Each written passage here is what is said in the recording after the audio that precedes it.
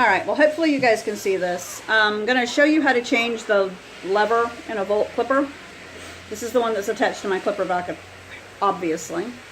You only need two things to do this, besides your lever and your clipper. You need a T10 star head or torque bit.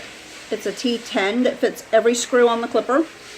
And some kind of an extension tool or a longer bit.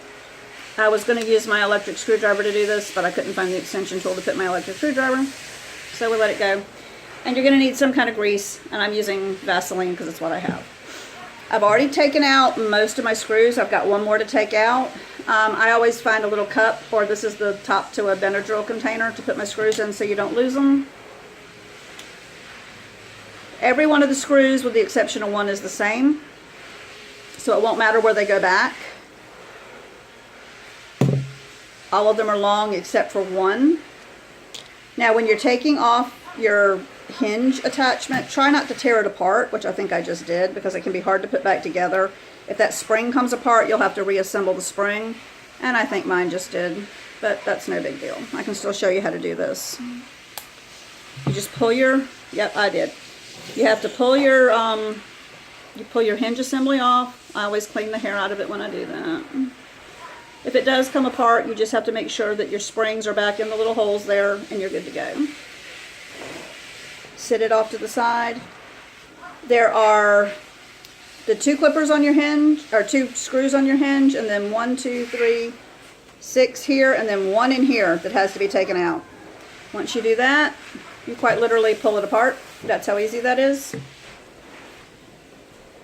The lever here has got a plastic guard. Keep that because they don't come with the replacement drive. This is how easy this is. There's your drive. Now, that said, it comes with another little piece of plastic, or a little piece of rubber, so keep that too. I want to show you the difference between a new one and a used one. It's not too bad.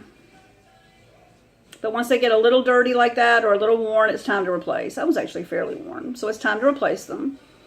And there's the back of them, so you can definitely see the damage on that.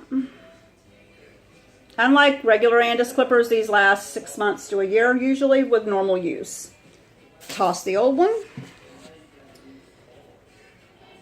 Rubber sleeve back on, and there's no right or wrong way with that. It doesn't matter if it goes up or down, it'll adjust to fit. I take a little dab of Vaseline or grease, and it doesn't take much, literally a little dab. Right here on this wheel. There's still some on there too, so it's pretty well lubricated, and some up on here on the post. Again, not much. You don't want a whole lot, because a whole lot will attract hair. You just want just enough to lube it.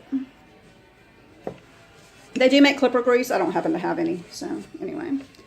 You take this.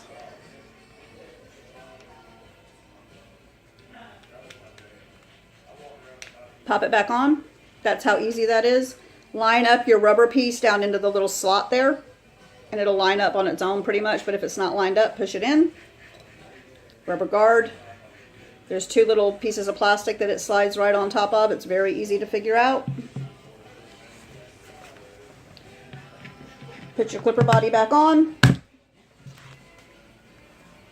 Reattach your screws. It's that simple.